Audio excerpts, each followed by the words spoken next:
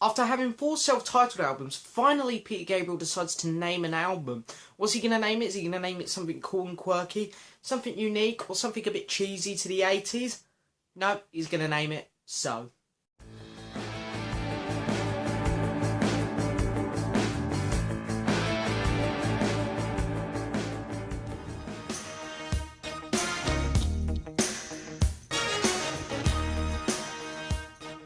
So hello and yes, welcome back to another album review, guys. Now then, today this isn't one which was recommended for me to do, this is one that I wanted to do.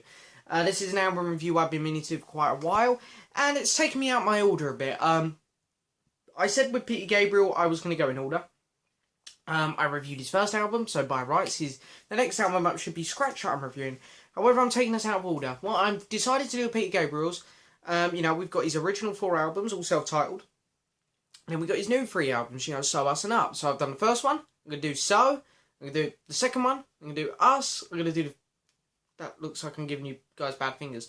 I'm going to do the 3rd album, and then Up, and then the 4th album. Yeah, if that makes sense. So we've done 1, we're going to do So, we're going to do 2, we're going to do Us, we're going to do 3, we're going to do Up, and then we're going to do 4. There we go. But anyway, today it is time for Peter Gabriel's So.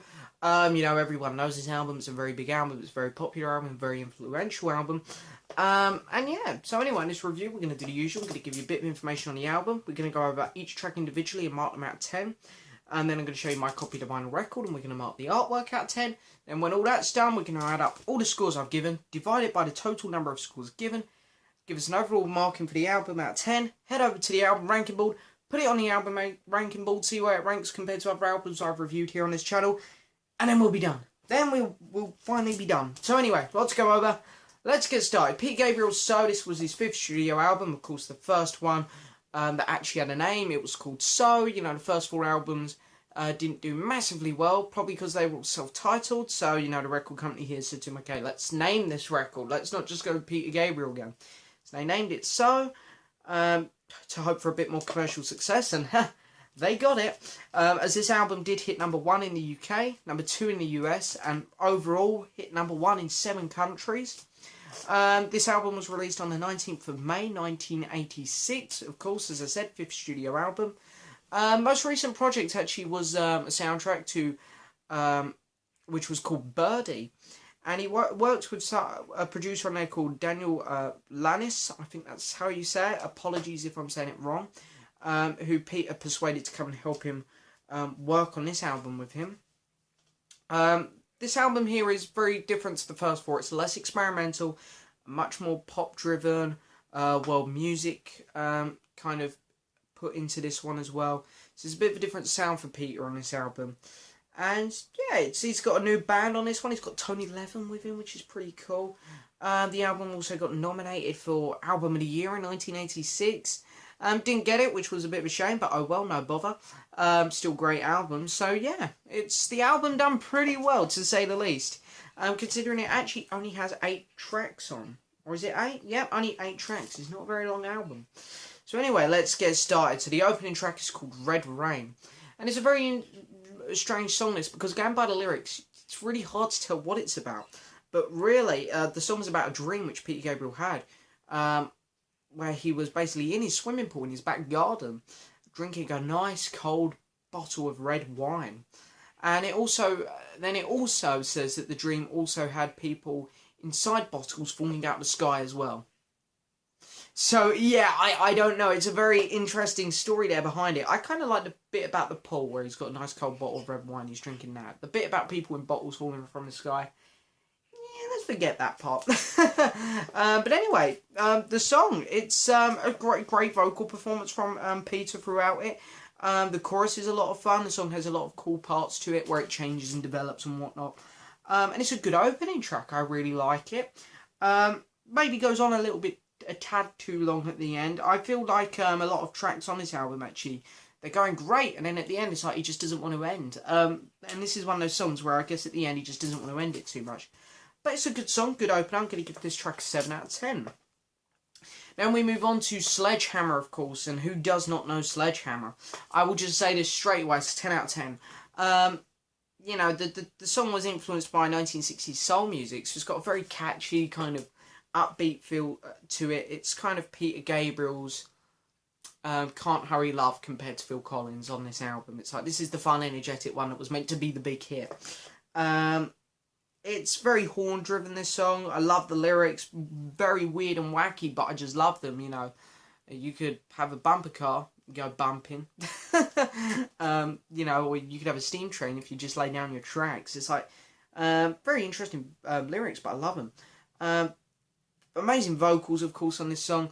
How the song does sound a tad dated today. It sounds, you know, it's a very 80s influence, very 80s feel song. So it does sound a tad dated today. However, you know, if you put yourself in the song, it's like back in the 80s. This was generally a classic. This was the 80s sound. It was fantastic. So I can't give this song anything less than a 10. Of course, the song also has a fantastic music video to it, which it won an MTV award for.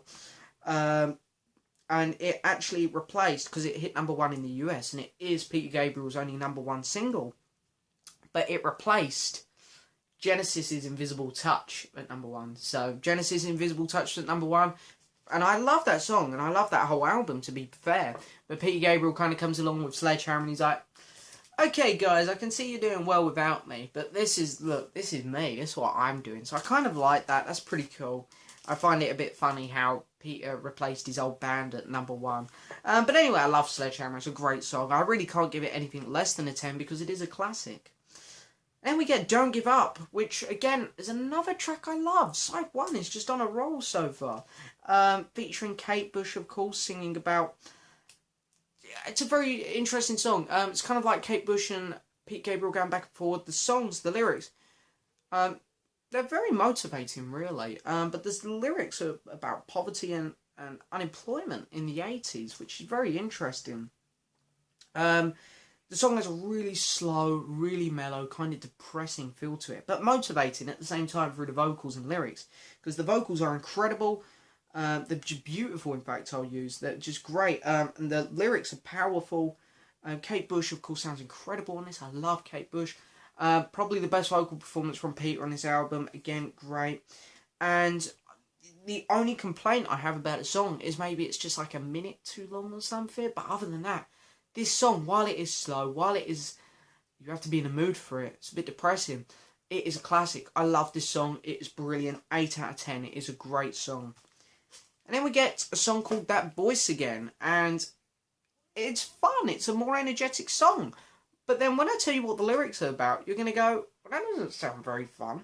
The lyrics are basically about people hearing voices in their heads. So kind of mental people who are hearing some of these strange voices in their heads, you know. It wouldn't make for a fun song. You'd think that would be the depressing one. But no, it's a depressing theme. But the sound they've actually gone for is just a more fun, upbeat, lifting 80s feel. It's a very good song, actually. It's a much nicer lift up from Don't Give Up. That's what I love about this album. It has some really low points on it, but then it picks up so well again. I'm going to give this track a 7 out of 10. It's a really good song. Then we move on to side 2, and we get the kind of the very innocent song In Your Eyes, which is basically a ballad love song. And again, there's only a couple songs on here, which are pretty innocent. This one and Sledgehammer, really. Sledgehammer was one of them songs where, last minute deal, literally, all the musicians were about to walk out the recording studio, and Peter just said, come on, let's record this one quickly. So, Sledgehammer I look at as a really innocent song for the album, as does In Your Eyes, because it's basically just a love ballad. A very simple song. But it's a really good song. It's just fun, enjoyable. I love the backing vocals too. Really get the kind of African feel that he was going for on this song. Just a really fun song. I like it. 8 out of 10. Then we get Mercy Street, which is the first of 2 songs which I have problems with. And the song was inspired by a personal confessional works of a poet, what's his name? Anne Sexton, I think her name was. I thought I had her name down here on my notes, but I don't think I do. Who wrote the play Mercy Street. This song was kind of about that. It was meant to be for a movie.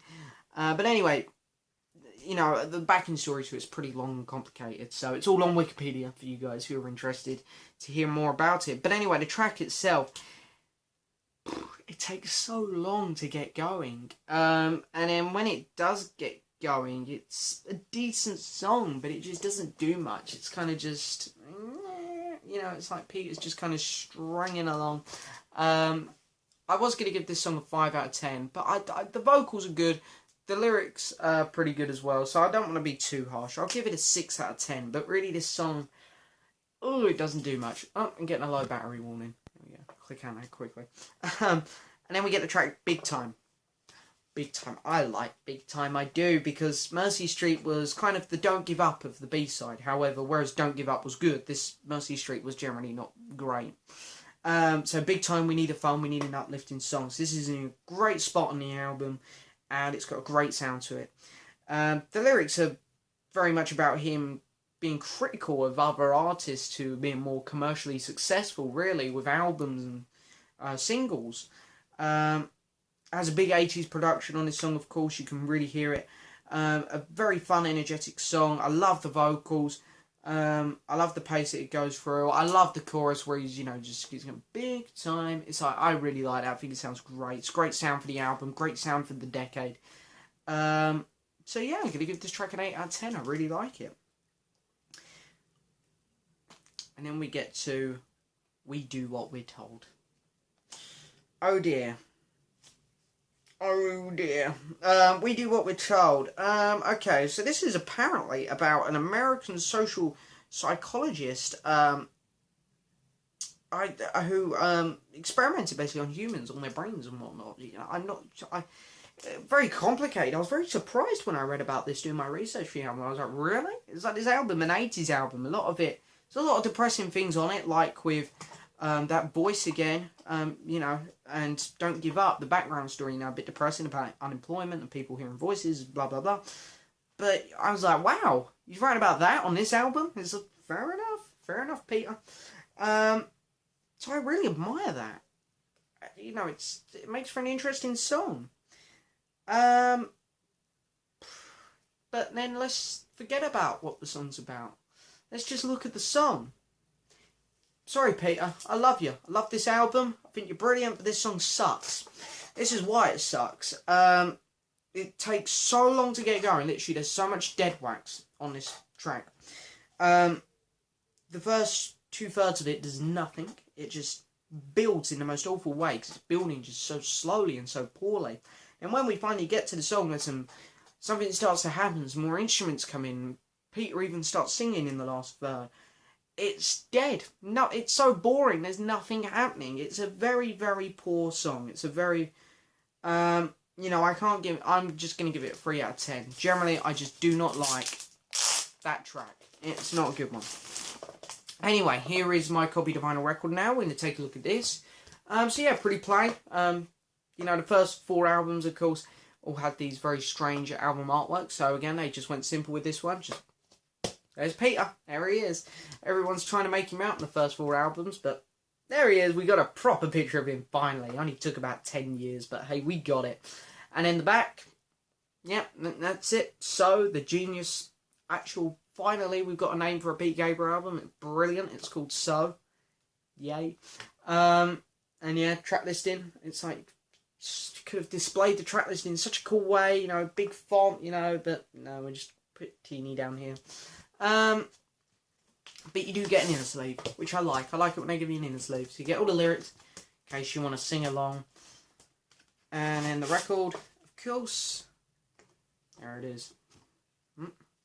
That way. So yeah, there it is. I'm going to give the album artwork a 6 out of 10. I wanted to give it a 5, you know, because it's very plain and average, really. But I like the fact they gave it an inner sleeve, so I thought I'll give it 1 above average. So yeah, the album artwork is going to get a 6 out of 10. Also got the remastered copy here, which I'd also really recommend to people. But anyway, Pete Gabriel. So, overall, out of 10, what's he going to get? Pete Gabriel, out of 10, is going to get a solid 7 out of 10. So it's a 7 out of 10 for Pete Gabriel. So, let's head over to the album ranking board, put it on there and see where it ranks.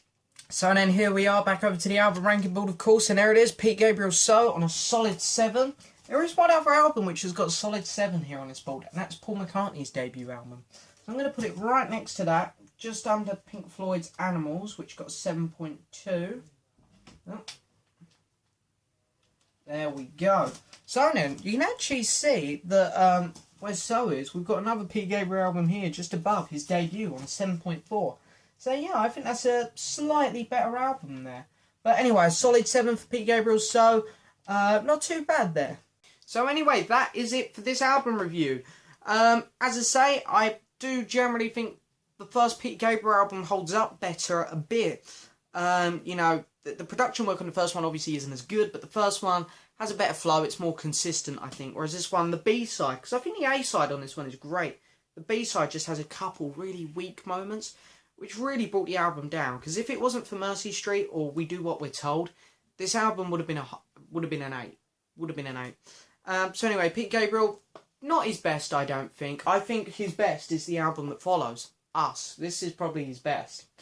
I think it's an improvement over a couple of his first 4 albums, but I think a couple of his first 4 albums were also better, so yeah, bit of a mixed bag there. But anyway, that's it for this album review, guys. I hope you've enjoyed it. Please hit the subscribe button, like the video, and leave a message, and I'll see you guys next time.